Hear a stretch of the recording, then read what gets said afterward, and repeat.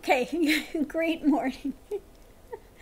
Since this is about the third or fourth time this has come up, I keep having people asking about my journey in India, my spiritual journey, and my guru and what happened in India, yada yada.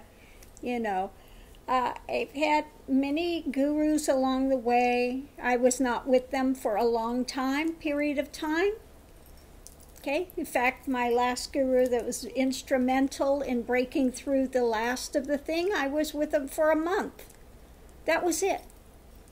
Okay, I was with him for a month.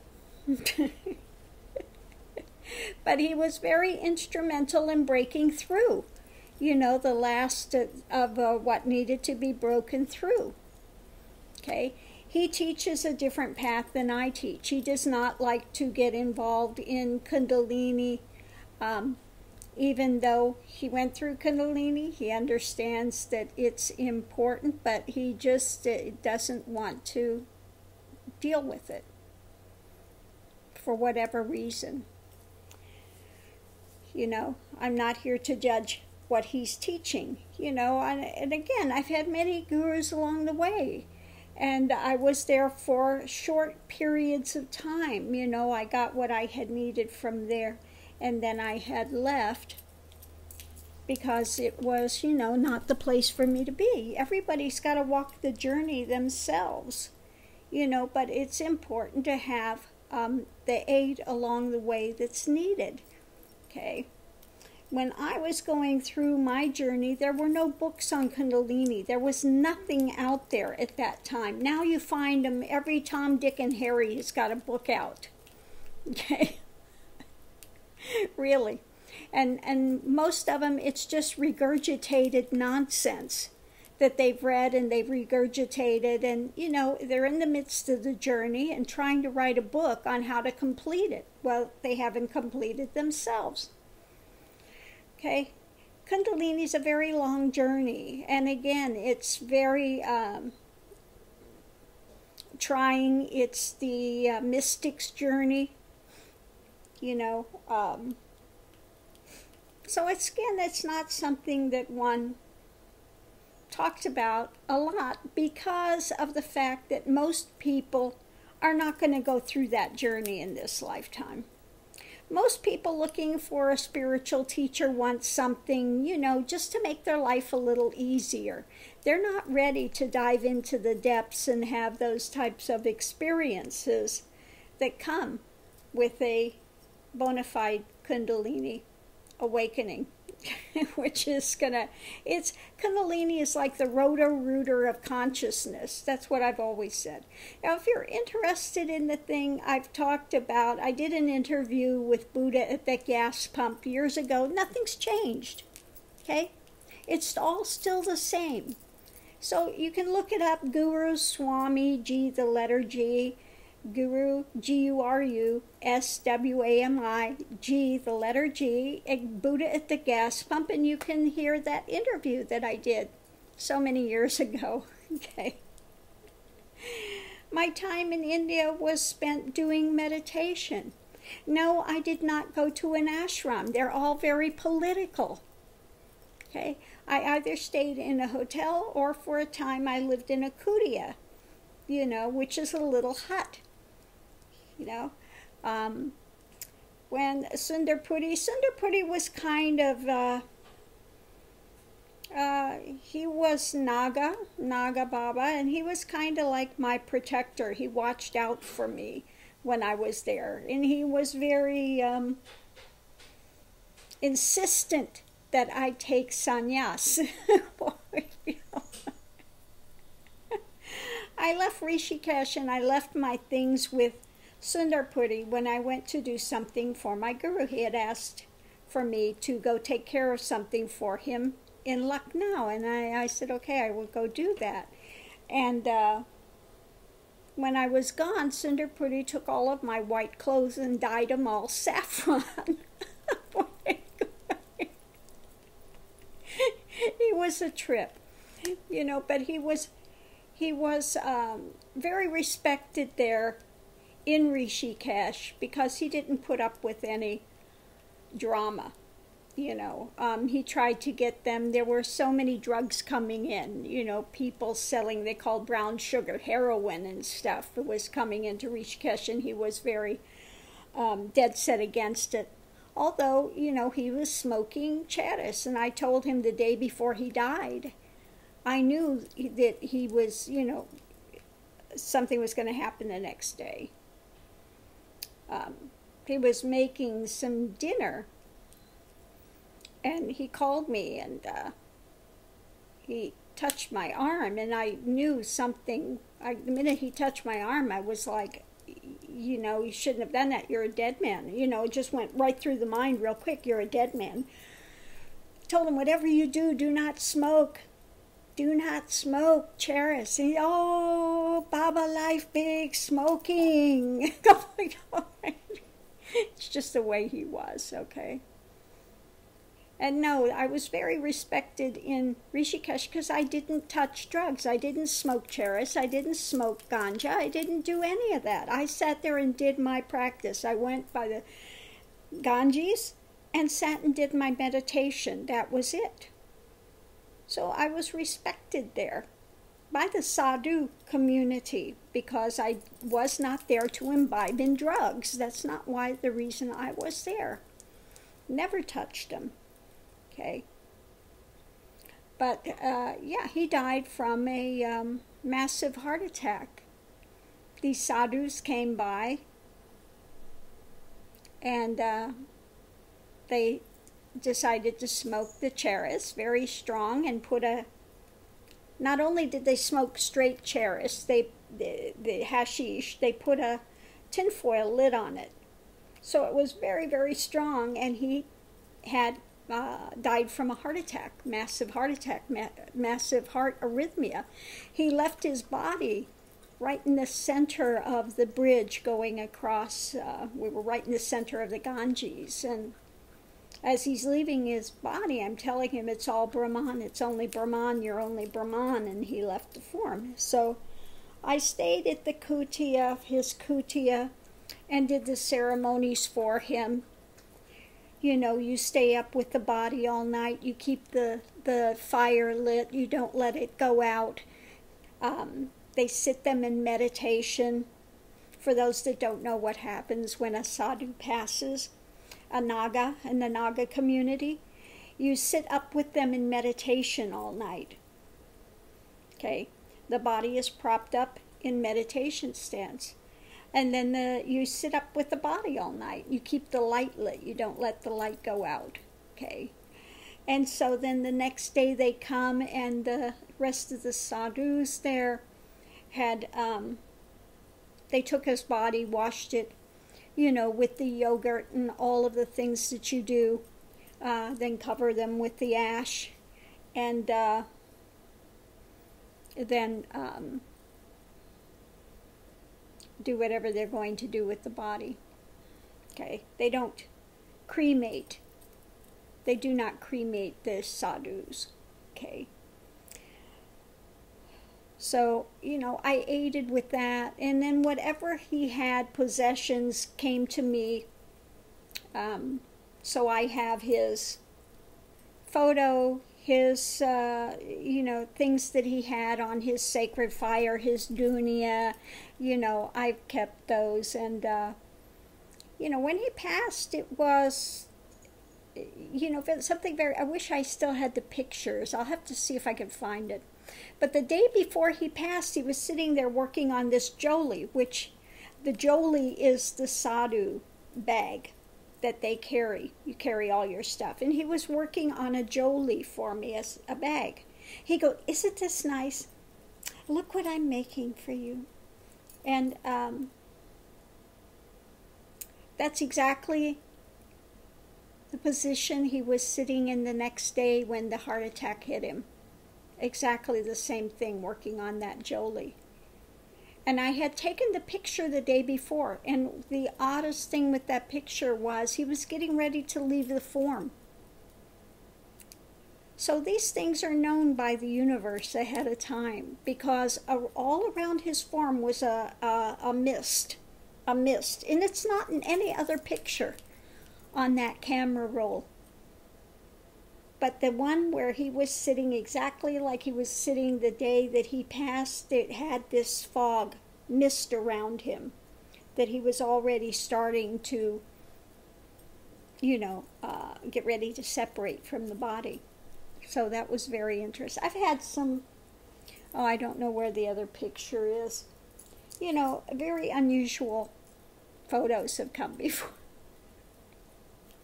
I have the one photo where I was doing, I did take sannyas later in honor of him because he was so, so I lived sannyas for a while. But I, gave it up. I don't wear sadhu clothes anymore. There's no need to. I completed my journey long ago. And he had known there was something different. He wanted me to go and teach up in the Himalayas. He had a place up there. He knew of a place up there, and he wanted me to go teach. But he passed before that happened. It was not my life path to be up in the Himalayas teaching. It's my life path to come back here and to give what I can give out. Because it's always, you have to live your life, you have to live your experience where you're at. Not run away somewhere else to do your sadhana, to do your practice. What good does it do you to have to go out in the wilderness to do your practice, and then you come back into society and your mind's going again? If you can't do it in the midst of where you're at, it's not beneficial. So you have to do it where you're at. And so that's always been my teaching, that you have to do it where you're at. Okay? So anyway, I was in India for 5 years. Went back and forth, Anajana, back and forth from India for 5 years. I was there. But again, my path, my life was not there going, and doing the Rishikesh yoga thing and all the drama and, because again, like I said, it was all very political. A lot of the so-called spiritual teachers that came were playing a game. They were just filled with themselves. It was, nonsense. A lot of nonsense there. And I'd get after the sadhus. Because you'd have the ones out there, bakshish, bakshish, bakshish, give me money, give me money, give me money. Well, that's not part of the journey. You don't ask for money, So those, I ask them, I say, are you a beggar or are you a sadhu? If you're a sadhu, don't disgrace, the cloth. If you're a beggar, take those clothes off and be a beggar. Be one or the other. But don't disgrace, don't make light of the kavi, of the cloth, of the sadhu life. Okay? So that's where that was. Yes, I know all the sadhu, they have a secret language. There are questions they ask, and there are responses that you give. There are certain things you do before you enter into one of the temples that only sadhus do. Yes, I know all of that. You have brother, sister, or sadhu, like Bharti Giri and it's escaped me now. It's been so many years. But you have brother, sister, sadhu, sadhus. Giri is mountain, means mountain. Puri means ones that are in the city. Okay? So each one of the names of the different sadhu refers to something different along the way. Anyway. As far as my last guru, Sundarpuri was not my guru. Okay? Sundarpuri was more of somebody that I knew that was like I said, he watched out for me. And he knew that I was going to be a teacher. He respected, because, like I said, I didn't smoke. I didn't come there to smoke. I didn't come to, I didn't play that game. I was not one of those type people. So he was respecting of that. Anyway, so my guru, like I said, he was instrumental in breaking through the last, the last things that I had to break through. And I'll ever be grateful for that. If it weren't his just hard edge, I mean hard. People think I'm hard. I'm not hard. He was so hard on me, I literally could not speak for 3 days, 3 nights. I was mute. I could not open my mouth. I could not say a word. And it's what was needed to to break through that last barrier. Okay. So that's that.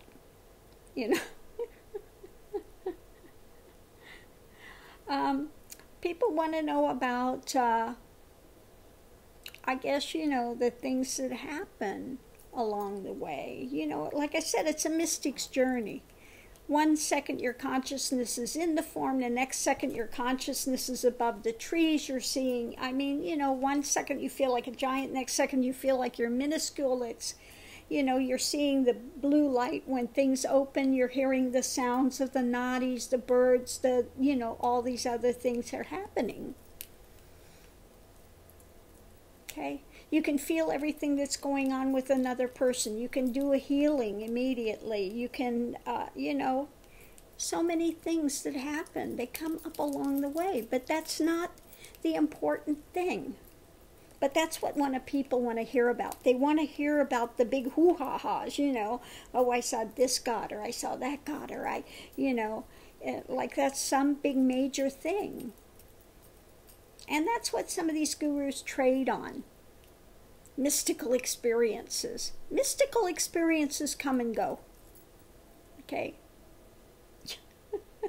And we've had them all. I've had miracles happen. I've had, all sorts of things happen. But again, that's not what's important. So I don't sit and spend all day talking about those things. What's important is breaking through that barrier to realization, to become a Buddha, to become awakened, to become, to lose that identity of ego identification as a feeling of separation, that I am this body form. That's what ego is, feeling I am this body form. And I am separate and unique from God. Therefore, I'm searching for God.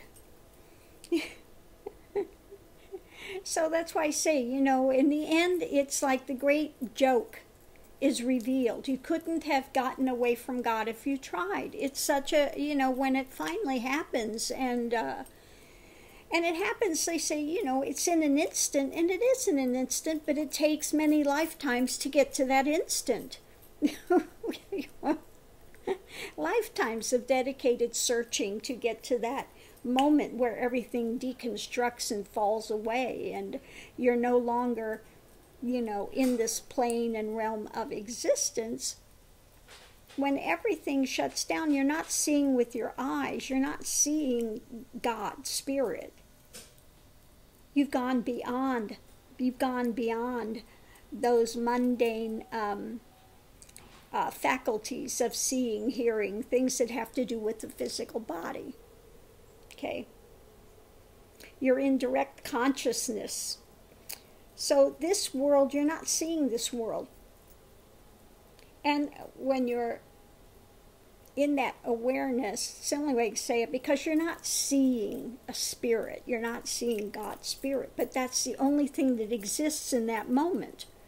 And it has more reality than anything you can touch or feel here.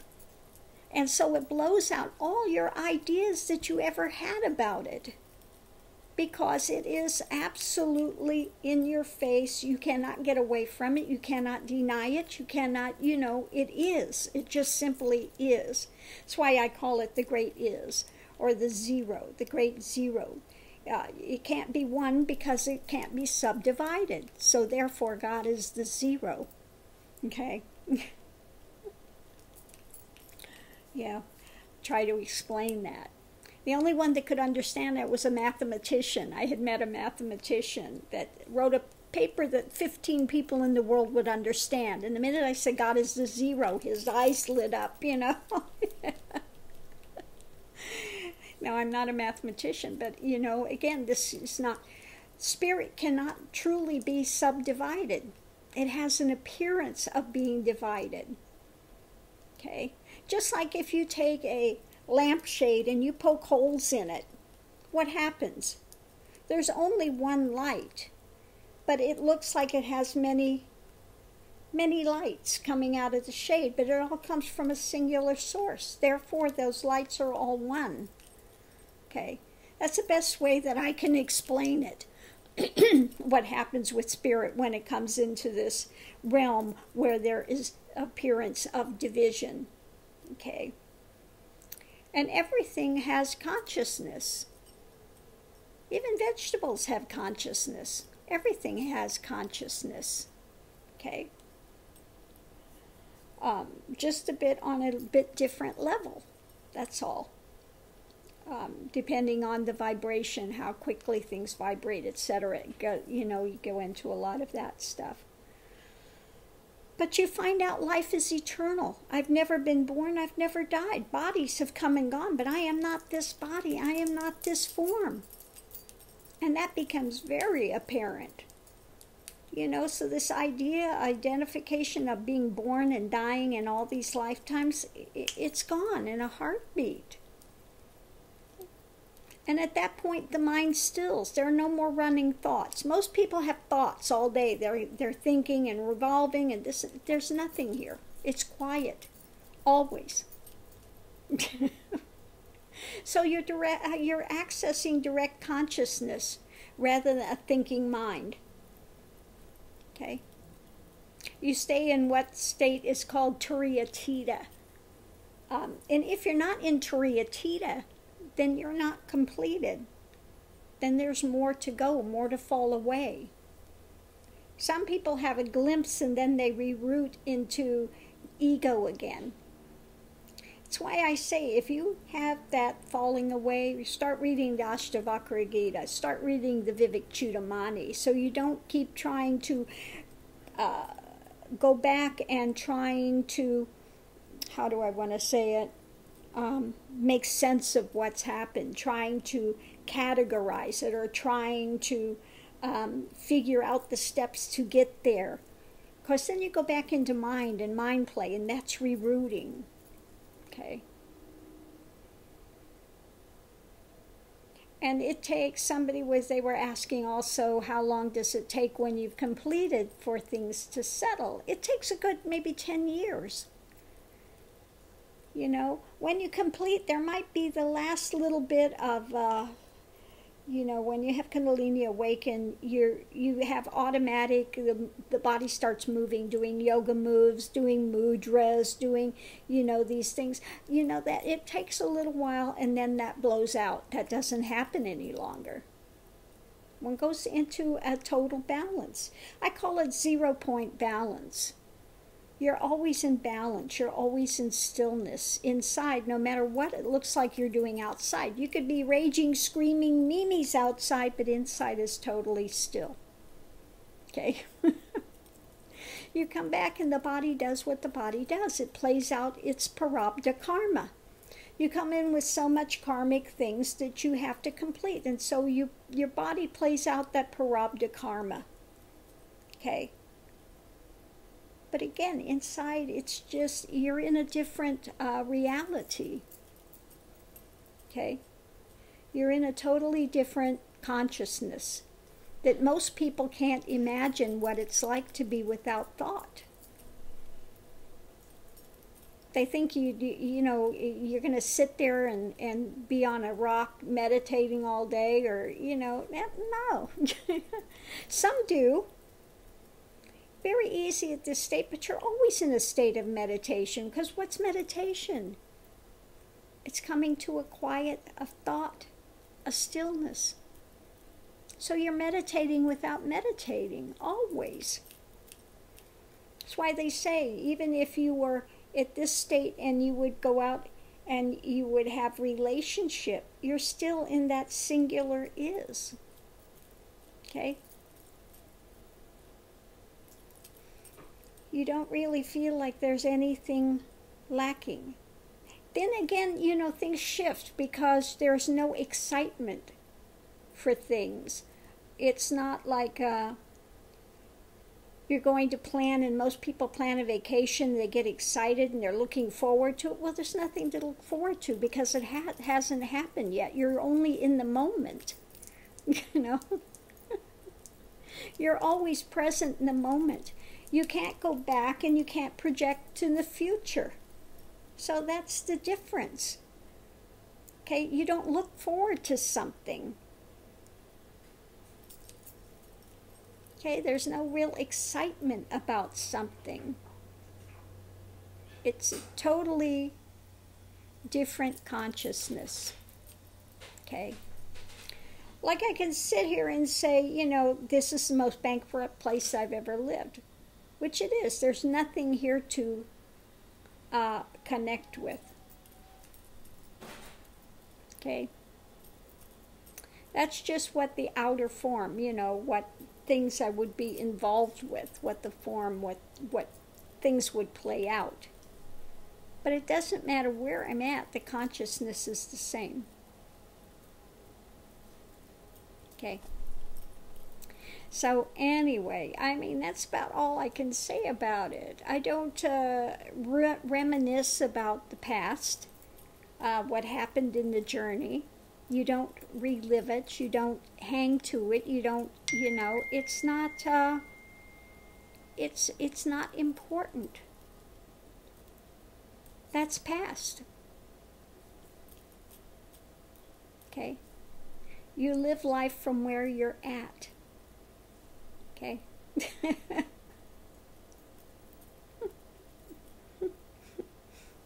And again, you know, you find out everybody's got to do their own journey in their own timing.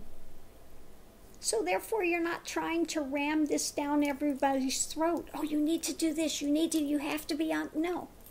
When it's time, they will open. They will, you know. You have to want it more than you want your next breath. And if you don't want it that badly, you're not ready for it. That's the truth of it. Okay?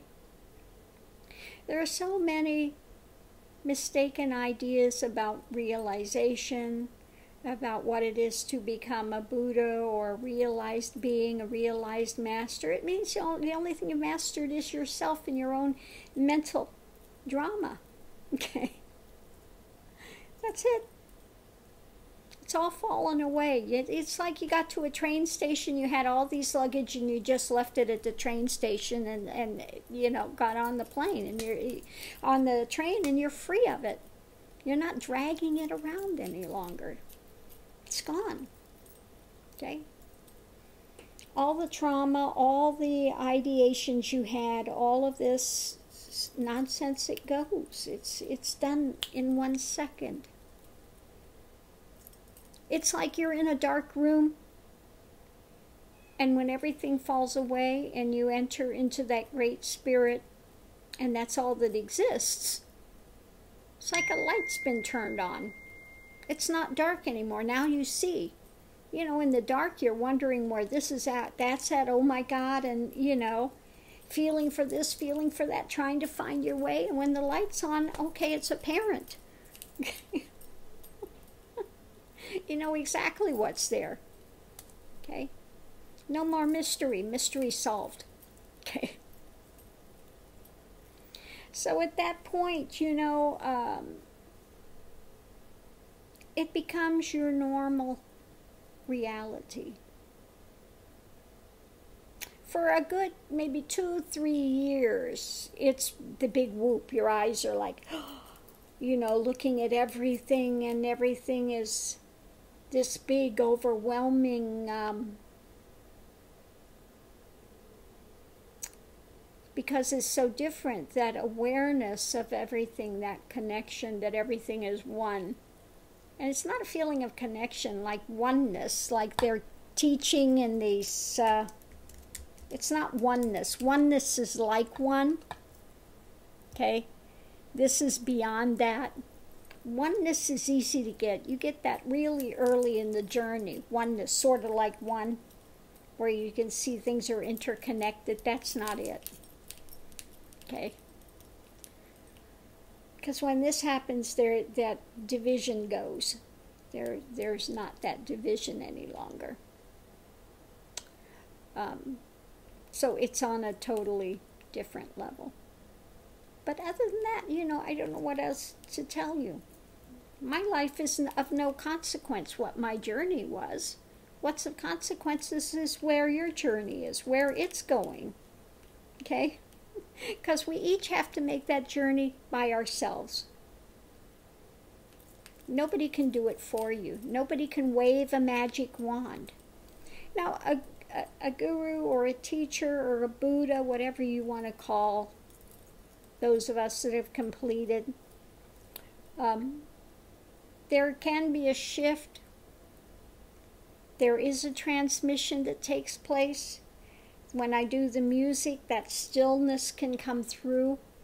If people are open to it, it can move them, okay? It does that. Students, that there's a connection when they come into my field, their mind stills. They go into an automatic meditation state, okay? That just happens. It's not something that we sit here and try to happen. It's pick and choose. Well, good for you and not, no, it doesn't happen that way. It just is something that automatically takes place. Okay? That's it. I don't like to make this some big mysterious brouhaha, that I'm up on this throne, I should be on this throne, and you peons should be down there on the floor. When you hear people do that, ones like Nietzsche and Nanda, it's coming from ego. Bullshit. What I am, you are. The only difference is I'm awakened to it and you're not yet. That's all. It's the only difference. But we all have the same amount of God's Spirit there. All. We're all just wearing a mask for a time. Okay? That's all. So why did I go from teaching Hindu to going more into Native American? Okay. That might be of interest to say why. Because the Hinduism, people are wanting to either get into doing pujas and this and that. They want to communicate with God as if it is some separation that they have to either appease or, and it's not that. All of the different God things in India, they're all representations of different energies. Okay? When you understand that, it makes more sense. They are different types of energies, different types of consciousness, different states of awareness. Okay? That's all. But again, people want to make it, you have to appease and you need to do the, if you do the puja, understand what the puja is about. What is that light? What is that air, the breath of air, that light? Put it in reference to you and your journey, what it is. And then you can gain that deeper knowledge, okay? That becomes very, very self-apparent at that point, okay? And a lot of people now, they go to these satsang sellers, satsang teachers that say, there's nowhere to go, there's nothing to get, and they think, you think that all you have to do is say, I'm already that. Well, no, you have to make the journey. Yes, you're already that, but you're not aware. It's like you can have eyes, but you can be blind, okay? If you've got eyes but you're blind, you're not going to see. Okay? You can't say, but I've got eyes. Well, yeah, but you're blind. You may need an operation in order to be able to see. The path is the operation. Okay? You've got eyes, but they're not functioning right at the moment. Okay? You need to do what to make it work. Okay? The body and the mind is like a computer, okay, that interfaces with spirit. The brain does not create consciousness. Consciousness programs the brain. They've got it backwards, okay? Again, when realization takes place, you see these things like this. It's just, it's so apparent, so clear. It's like a child's play. It's like nothing, okay? So again, coming back to why I'm doing more Native American, because people need to get grounded. I see so many people in New Age that they're just in fantasy land and they're really ungrounded. And they think that the more ungrounded they are, that the higher spiritually they are. That's not true. People need to get grounded. They need to get centered. You're not going to get there because you eat a vegetarian diet. Okay? I hate to be the bearer of bad tidings. It does not make you more spiritual. Why is that? Because vegetables have a consciousness too. Okay? It has a consciousness just like animals have, just like people have. It has a consciousness. So what do you have against vegetables? What have they ever done to you? They've done the experience. But where plants know if you're coming to cut it or something, they scream. Okay? Just because you don't hear it doesn't mean it doesn't happen. They're conscious too. But I guess that leaves you off the hook because it sounds better, looks better. You don't have to actually deal with the reality of it. So, again, people have so many mistaken notions, so many fantasies about it. You try to cut through the fantasies. You try to, again, the most thing I see now is people really need to be grounded.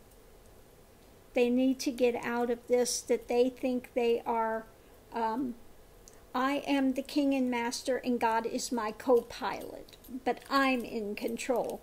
God's just there to do my bidding, whatever I want. Well, they got it backwards, okay? And that's what I see. Ego has taken the forefront, okay? Rather than getting to break through ego, the illusion of that, people have put it on a throne. And right now you see in the world this polarization happening. There's a big polarization happening now.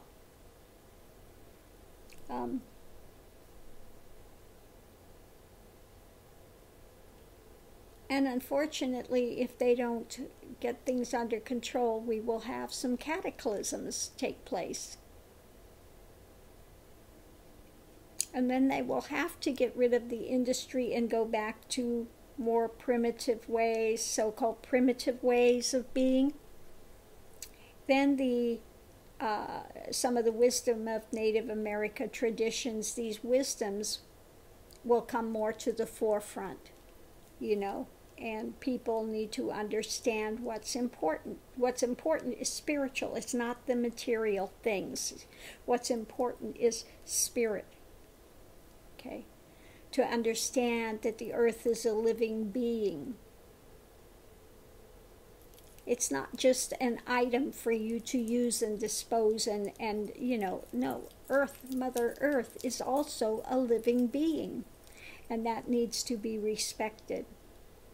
Okay, so I'm going to leave this here. If you want to know more, you can read my book, Kundalini from Hell to Heaven. Okay, talks about, the journey, what's of value, what's not. You can get it on Amazon for cheap. Kundalini from Hell to Heaven by Ganga Karma that, or Truth Unbound. I have another one, small book called Truth Unbound. So if you're interested in that, you can read that, but again, the book was made to give pointers to those going through the journey, what can be beneficial, what to expect, what comes up, what things you have to face, so you're not afraid when they come up. Because there are a lot of very difficult parts of the journey. Face the dark night of the soul, you face, all these illusions. Whatever you feel is evil, you are going to have to face it head on and go beyond it. Okay? You have to understand what it is, what is that negative, what is called evil, and you have to see it, go beyond it, okay? Break through that. Through that fear, through that, all those things. Anyway, they're learning experiences. Okay. I'm so glad I'm done with that.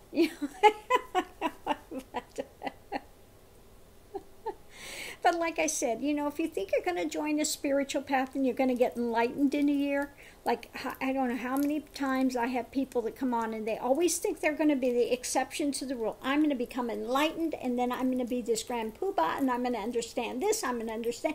But it's all wrapped around ego. Okay? No, if you go on that path, you get to realization, ego's going to die. Okay? So this grand poobah you think you're going to become, that's fantasy, okay? And the minute that starts slipping away, people panic, okay? Because it really feels like you're going to die, and you do die in a sense. That ego, that illusion dies, okay? So I'm going to leave this here. I hope that's answered your question to some degree, but really, my journey was my journey. Your journey is your journey. We all go through similar things along the way, to some degree, okay?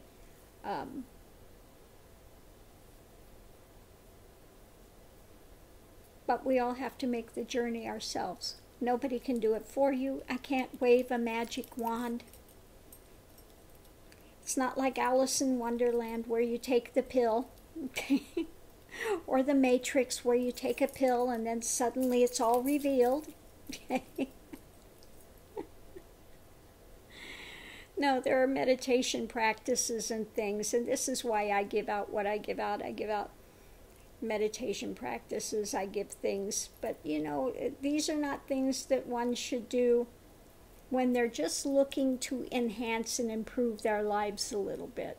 Because again, when Kundalini awakens, when it opens, there is no closing it. There is no on and off switch which you are going to control when it's convenient for you. This goes 24/7, convenient or not. Children or not, work or not. Okay, it's going to be in your face 24/7. Okay. So again, it's not for everyone to make that journey at this time.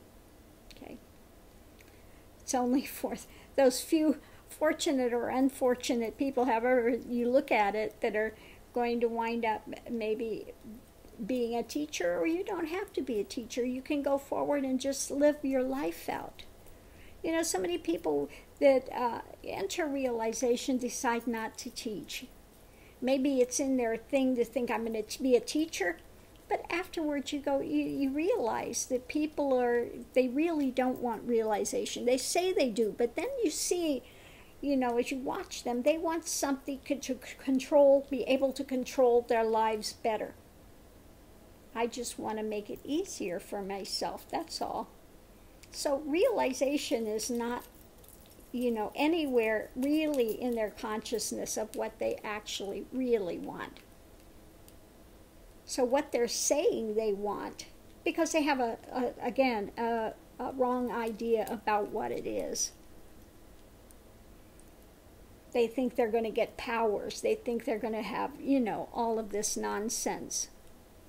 You have to go, the cities, these powers that come up, you have to go beyond them. The greatest city is going beyond them. Okay? Greatest power is going beyond these limited powers. Okay? You have to go to the light beyond lights. Okay?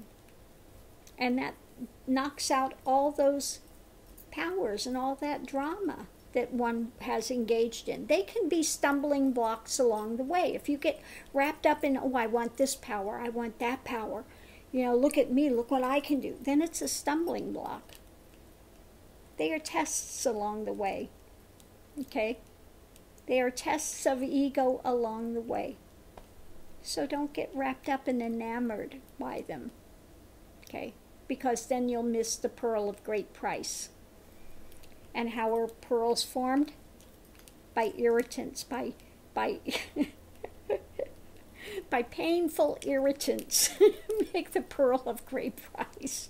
You have to go through all the painful irritants to get to that pearl. Okay. Well worth it in the end, but again, that's the way it is. Okay? So please don't get caught up with ones like Nityananda. These these con men that sit up there and just put out a bunch of babble BS and try to say, I'm going to teach you these powers, I'm going to give you these powers, I'm going to give you the nonsense. He's giving you rubbish. Absolute rubbish. No genuine teacher worth their salt sits on a throne. Okay? Just leave it at that. Because again, when realization happens, everything blows out. This idea of specialness, greatness, better than, is gone in a heartbeat. Okay? So I hope everyone is having a good day. Hope this has answered your questions somewhat, okay? But really, there's not a lot to get into because it's not important. The things that most people want to hear about, the big hoo-has, are not important. So I'm not going to make those important. Okay, so I'm going to leave this here. I think Siddhananda's here. I will see you online. Aho.